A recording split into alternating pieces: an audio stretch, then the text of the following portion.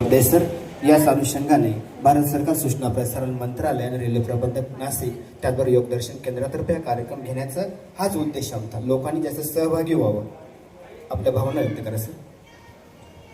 सर्वप्रथम आलेल्या माझ्या माता भगिनी यांना मी माझ्या सैनिक परिवाराच्या वतीने त्रिवार वंदन करतो।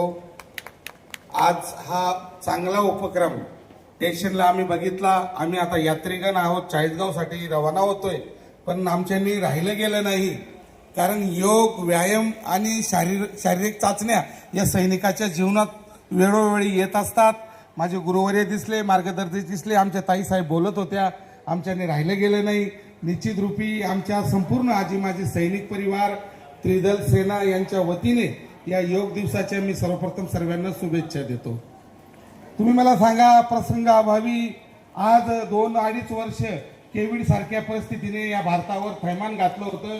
ते थैमान घातल्यानंतर कुठलाही तिथे कोणाचा विषय कामी आला नाही। फक्त ज्याची शारीरिक चाचणी चांगली होती, ज्याची विक्टो पॉवर मजबूत होती, तोच आपल्याला दिसला।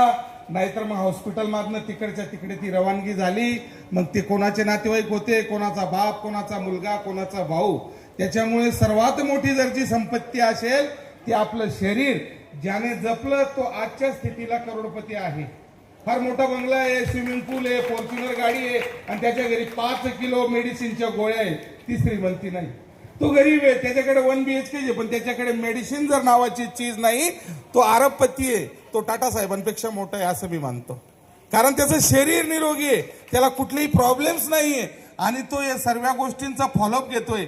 निसर्गावर देखील प्रेम केलं पाहिजे, कारण ऑक्सिजनची कमी आपल्याला कोविड सारख्या परिस्थितीमध्ये भासली। कुठे बेड भेटत नव्हते, बेड भेटले तर सिलेंडर भेटत नव्हते।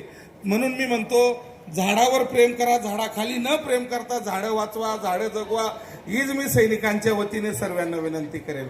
कारण सैनिकांचा प्रसंग असतो, तुम्ही मग ते भाड येऊ द्या, ते आतंकवादी येऊ द्या, ट्यूबवेलमध्ये मुलगा पडू द्या, किंवा बाउंड्रीवरचा विषय असो, जिथे कमी तिथे आम्ही निश्चित रूपी।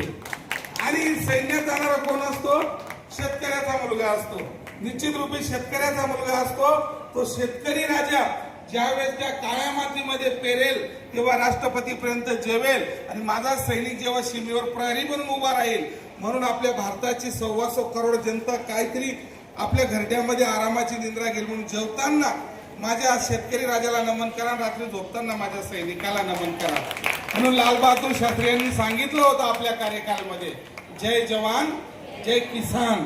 आणि निश्चित रूपी सैनिक या पावन कार्यक्रमासाठी माझे गुरुवर्य मार्गदर्शक सैनिक सम्राट माझ्या ताई रणरागिनी यांच्या सोबत आहे।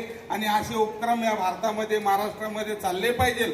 ज्यांनी देखील हा प्रोग्राम ऑर्गनाईज केलेला आहे त्यांना निश्चित रूपी शत आम्ही नमन करतो। माहिती प्रसारण मंत्रालय, केंद्रीय संचार ब्युरो नाशिक, नाशिक रेल्वे प्रबंधक व योग दर्शन योग केंद्र नाशिक यांच्या युक्त विद्यमानाने एक पृथ्वी एक आरोग्य एक योग आंतरराष्ट्रीय योग दिवस 21 जून 2025 योग मल्टीमीडिया चित्र प्रदर्शन, विशेष योग प्रत्यक्ष मार्गदर्शन, सांस्कृतिक कार्यक्रम, व्याख्यान, योगासन स्पर्धा, प्रश्नोत्तरी स्पर्धा, वक्तृत्व स्पर्धा, रॅली, रांगोळी स्पर्धा, मुख मार्गदर्शन योगगुरु बाळासाहेब मोकळ।